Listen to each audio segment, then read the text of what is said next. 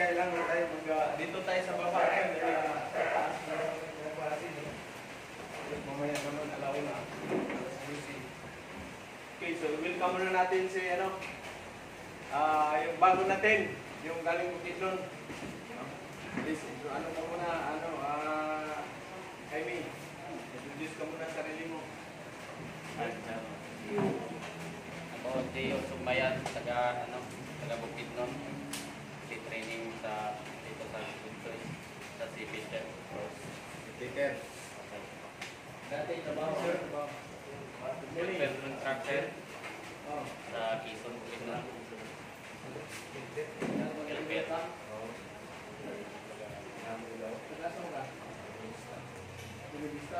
Dito, abot na sa taas ako. Dito, kaya wala pa itong isa. Saka sa taas, saka natin mga sino dito. Saka sa mayroong mga tukutin sa first batch. Wala kang trabaho?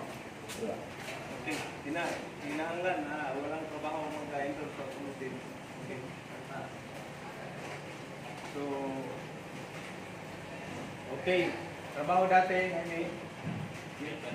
Ha? Helper sa mga yung mga sasakyan. Oo, sir. Yung hakutan ng tubo. Trailer. Sa mga Kapilya.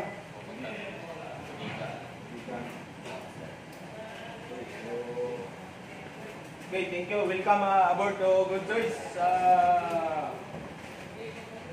Jaime, Jimmy, G.U. Sugmayan. No? Okay, welcome to Good Choice. No? Pagkarating. Yung iba natin, wala pa, hindi pa na dahil uso ang trangkaso ngayon. Kailangan ito ngayon, medyo maulan. So dito na tayo ngayon, yung mga nasa machine shop, doon na sila. No? Yung mga machining, tulong na sila doon kasi cluster yung dalawang lift machine sa isang lift. Tapos ngayon doon, magano ka, titira ka ng subukan mo yung stainless pipe. So maliit itong stainless pipe. No? Bakit kailangan may titira din tayo ng maliit na stainless pipe. Okay. Ang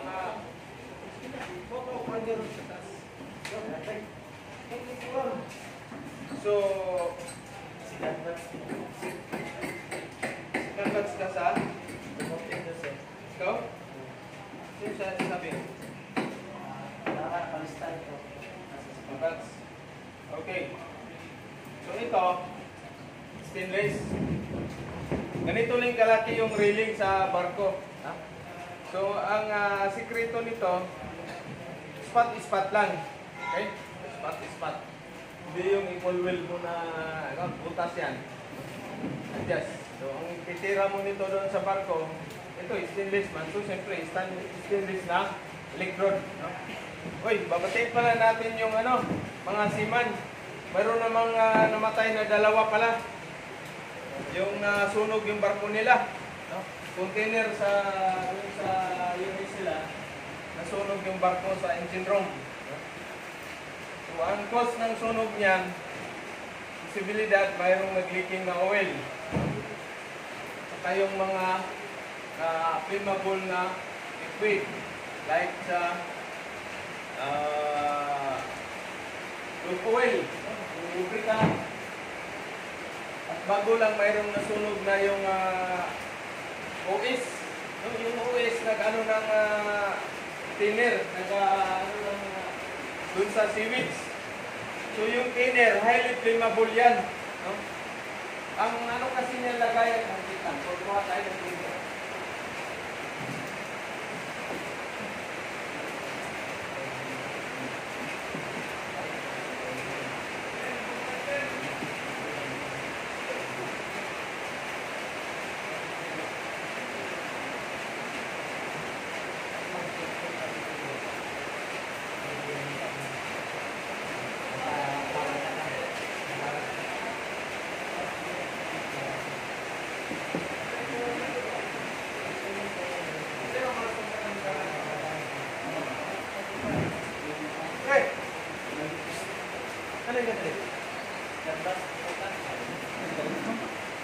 ko dyan.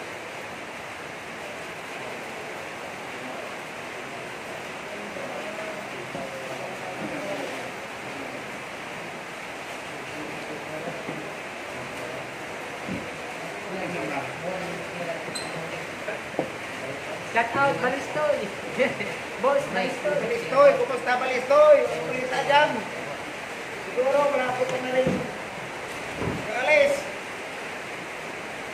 Dahil si Ming Ming, sunod. Yung araw, alis na rin. Magpunta mo nila. Shout out kay John Agulay! Taga Iloilo!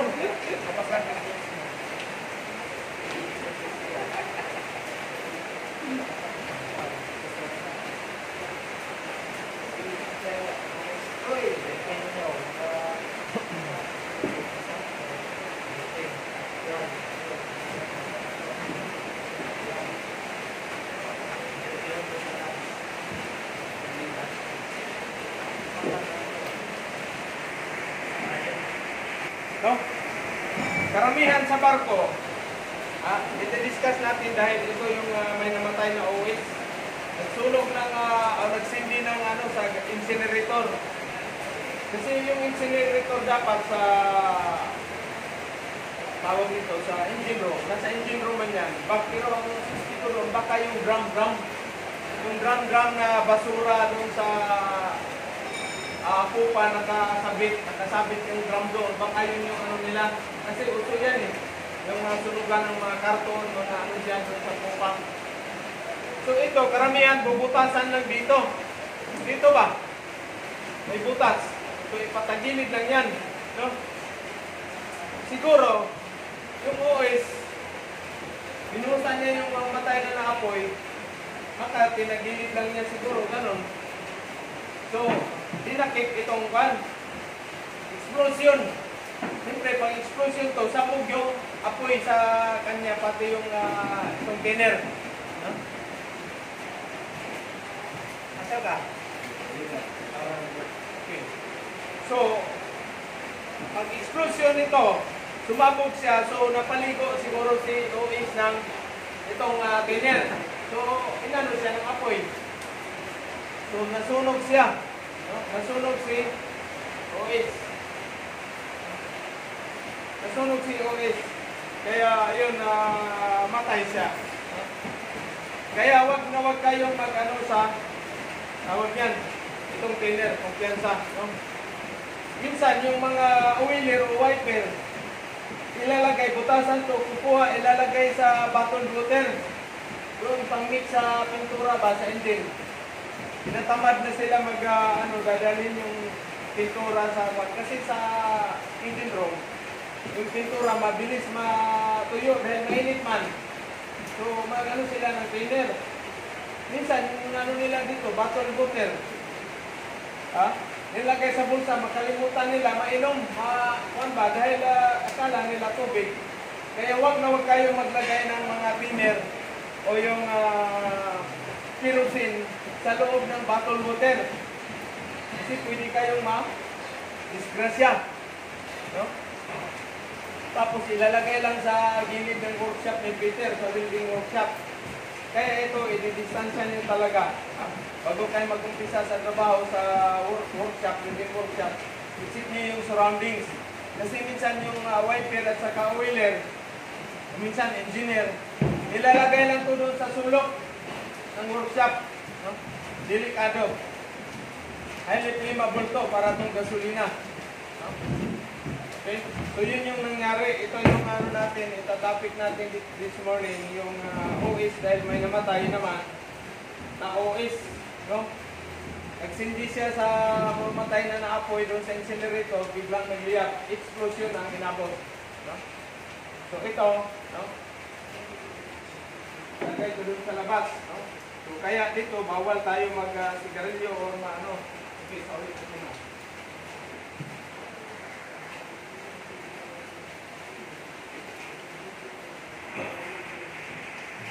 Pipe.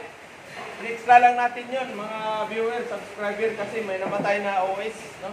Sa barko. Very sad. Tandaan ninyo, pag na-disgrasya kayo or yun, namatay, siyempre, babayaran lang ng company yun. insurance, pero magkaroon muna ng investigasyon. Okay? So ito naman, stainless. So kailangan din stainless na electrode ang gagamitin. No? Karamihan to sa mga chemical tanker, may mga stainless. Sa engine naman, may mga stainless na mga linyada doon. Bibihira lang. Bibihira lang. Okay? Ito, makikita mo sa pump room sa mga tanker. Okay? So, Ron, mag-practice ka ngayon. Spot lang muna yan. Ganito rin kalaki yung railing sa barko, ha? Yung galvanized pipe. No? Yung kaganyan. Yung isa, ito.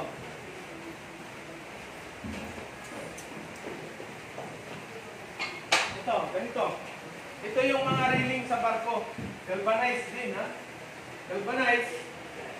So, pag galvanized, i-grind nyo yung dulo. No? Around mga half inch. Half inch, tanggalin yung galvanized. No? Pwede gamitan yung 60-11, pwede rin na 60-13. Okay? So, ang technique dito, spot-spot muna. No? Spot-spot. Adjust nyo yung amperahe.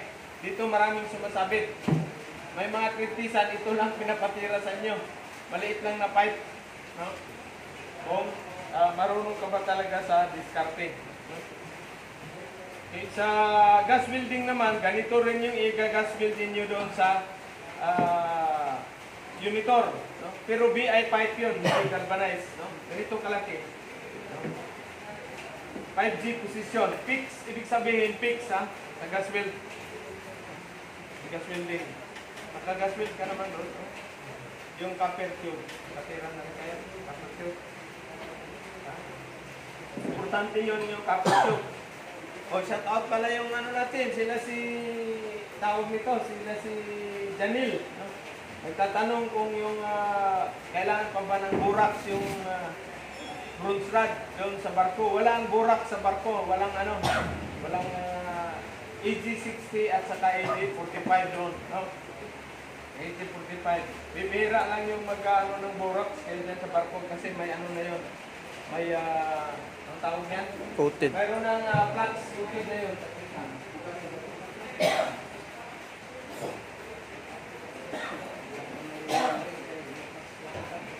Hindi na kailangan ng lagyan ng bracket.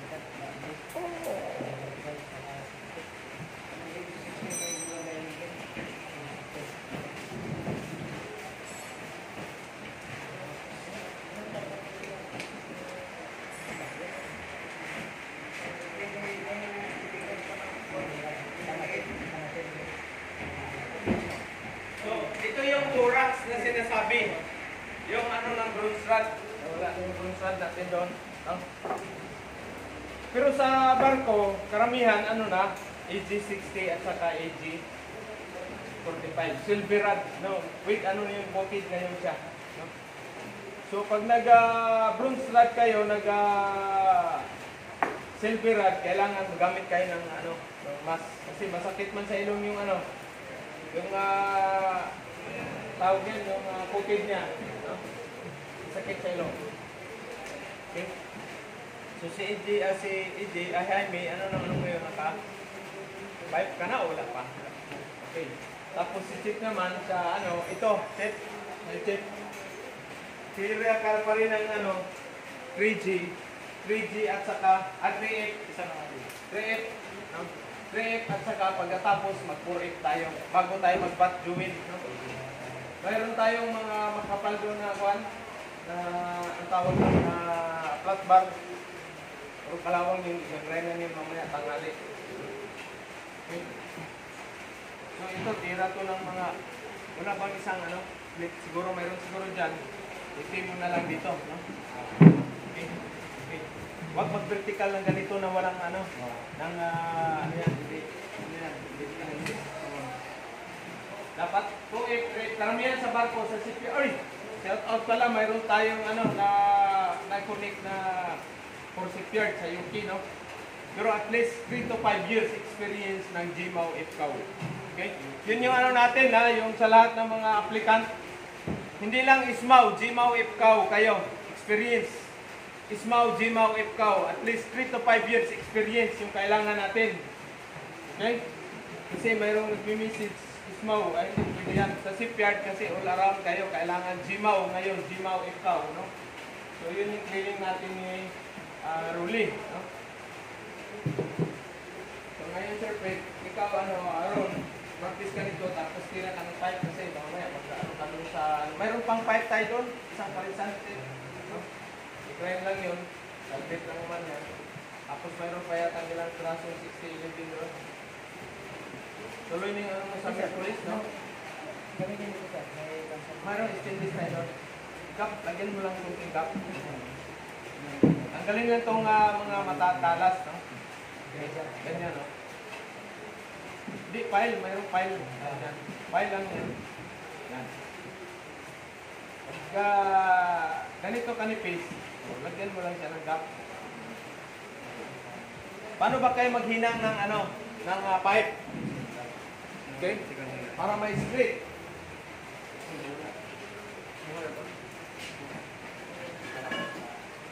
Okay. Ito pala, sa barko, karamihan mahirapan kukuha lang kayo ng angle bar. Okay? Kukuha kayo ng angle bar. I-align nyo lang dyan, no? Diba? No? Angle bar. Ayun kasi, binildingan ng mga bugoy, oh. Ilang kilo yung inubos. Hindi naman ganyan kalaki yung advisable yun. Ganyan kalapad yung hinang mo. Lalpak yan. Lalpak agad yan. Kung ano yung kapal ng ninyo, kung ano yung kapal ng bakal ninyo, lalagpas lang kayo ng 1/8 to 3/16. Okay? Ha? No? Bawa, ito, manipis. O di, siyempre, lang yung hinang mo rin. No? Pag schedule naman, schedule 80 naman, no? Schedule 80 naman yung pipe, nakita niyo naman yung hinang doon, no? Hindi yung malapad, masyado yung hinang mo. Ganito lang kalaki yung pipe, 4 inches lang, pero yung hinang mo, lapad. No? Ano yan, kumbaga, wala sa standard, no? Wala sa standard. So, bagsak ka kaagad yan pag yung assessor mo, o trainer mo. No? Kung ano yung kapal ng bakal, no? Lalagpas ka lang ng 1/8 o 3/16, both side. No?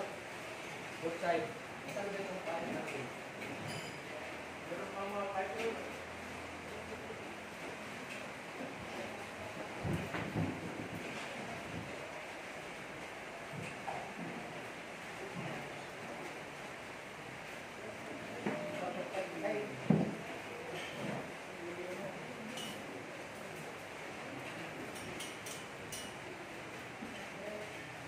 Okay. So, itong pipe, tanggalin mo pala yan, Yan. So, ito yung pipe na 6 inches. Anong schedule to? Anong kapal? Schedule 40. Schedule 40. No? Schedule 40. Okay? So, schedule 40, 6 inches yung diameter. Ito, kailangan malinis lang ng konti yung ninyo.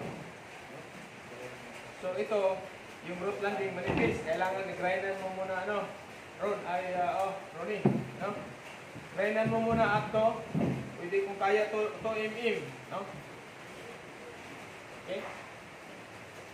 Ito, lagpas sa... Hanggapan na sir. Wait na sir. Kung ano yung size ng electrode mo. Okay? So siyempre, ito, yung groove mo, no? Ilan ba ang groove na, degrees? Ilan degrees sa isang sa isang ganito? 37.5. 37.5. No? So total siya ng 75 degrees. So plus 1 minus 1. No? Plus 1 minus 1. Pag tinanong kayo ng ninyo, ano ba ang ilang degrees ba yung mo? Peter, yung groove mo sa pipe mo na 6 inches schedule 80. So, yung isang bibil dito is 37.5. So, times 2 siya. So, total of 75 degrees. No? Plus 1 minus 1. Ibig sabihin, pwede siya maging 74 degrees. Pwede siya maging 76 degrees. Tawag to. Ha? Tawag. So, yun yung maximum na tolerance. Okay? Sa barko naman, mga seawater pipe, galvanized, schedule 40 lang yung kapal. Lahat ng mga pipe doon, maliban sa hydraulic pipe, schedule 40 lang yung kapal. Okay? Lahat galvanized at saka BI pipe. Ito, ang tawag nito, hindi ito seamless. Di seamless, mayroon siyang dugtungan, ha? Pag mayroong dugtungan, hindi siya seamless, ha? Yung walang dugtungan, yung kagaya yung pipe natin na pang-insito, yun yung seamless. Tandaan niyo, isulat niyo dapat ito. Meron na ba kayo ano ito? Tandaan niyo kasi mag-request kayo ng pipe.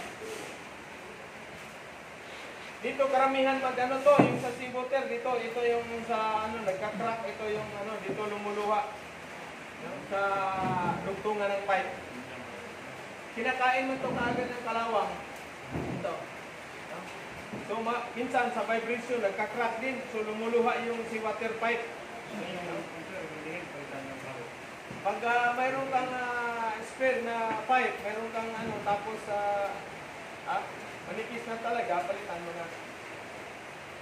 Ang temporary, yun ang ano niyan, buildingan. Karamihan yan, mag-cut ka ng pipe ng ganito, tapos i-dubler mo yan. Yan. Kasi mahirapan ka man dyan pag building ng ganito yan. Dubliran. So, i-grind mo na yun, ano, kasi galvanized. I-grind mo na, tanggalin mo na yung galvanized. Okay? Tapos 60-11. Bibira mo or 70-18. Okay? So, sa bago nila ngayon sa Insito, ano lang, schedule 40 na yung ano na yun ngayon. Ito, practice natin. Schedule 40, 6 inches. Okay, so shout out sa ating mga subscriber, viewer sa buong mundo. Sa buong mundo, mga seaman. Yung mga ano natin, si Mike Biray, naglalaro sa snow, sa yelo. Pwede kayong madisgrasya, no? Madulas yan. Ha? Madulas. Excited, wala sa butwan yung snow na yun. Parang dito nga sa kuberta eh. So, iwasan niyo yan kasi pwede kayong madulas, maglalaro ka madulas, matapilo kayo pag ito, na-injured ninyo yung ankle ninyo. Dito ba? Itong joint dito. Matagal yan bago magaling. Tagal yan. Ha? Yung kaya maglalaro ng basketball, natapilo. Isa pa rin yan, yung basketball. Huwag kayong maglalaro ng basketball sa barko. Kasi pwede kayong matapilo. Okay? So, shout out sa ating mga viewers, subscriber. Ngayon, ito muna sila kasi yung iba hindi naka-duty dahil ng kaso. No? O, shout out sa yung nasa Maynila na, si Lopez, si Balistoy, sino pa yung iba dyan na nandiyan sa Maynila. Uy, mayroon pala tayong anniversary ngayong 1 year anniversary sa January 23. So, 10 yung ano natin na maka-avail ng 30%. Tapos, yun na, wala nang promo kayo. December na naman ulit. Okay? So, thank you sa ating subscriber, viewer. Good morning sa inyong lahat.